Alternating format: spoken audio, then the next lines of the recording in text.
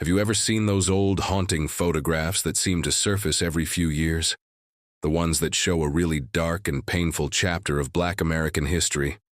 I remember looking at one of these images a while back, and something hit me with a force that was just crushing.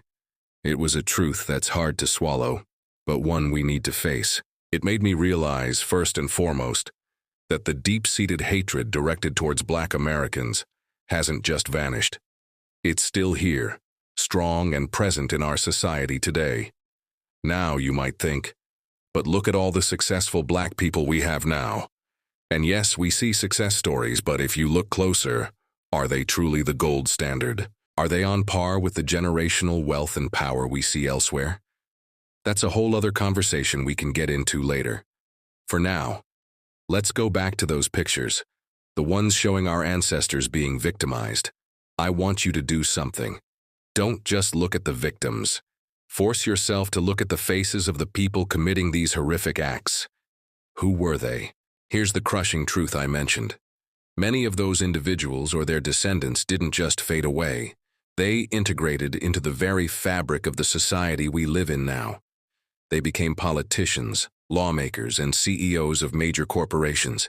They held positions of power and influence. A lot of the wealth we see in certain circles today was built on the back of those injustices, sometimes through activities that were completely illegal, but went unpunished.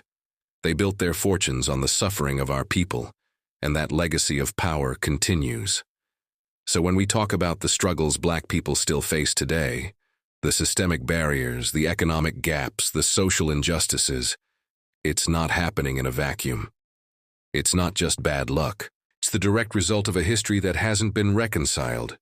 The systems that allowed those atrocities to happen were built by people who benefited from them, and many of those systems are still in place, operated by those who inherited that power. To me, this isn't about dwelling on the past in a way that paralyzes us. It's about understanding the present. It's about recognizing that the blindness to Black suffering isn't accidental. It's a cultivated ignorance that allows the status quo to continue. When we see those old photos, we're not just looking at a historical event. We are looking at the roots of the world we're navigating right now. The wealth, the laws, the power structures. So much of it is connected to that painful history. Understanding this isn't meant to discourage you. It's meant to empower you with clarity. We need to see the full picture, not just the parts that are comfortable. We have to understand the foundation of the house to know why the walls are crooked. When we know what's really going on, we can be more strategic, more united, and more effective in demanding and creating real change. We need to open our eyes to this blindness that keeps showing up, because only by seeing it can we finally begin to heal it and build a truly equitable future.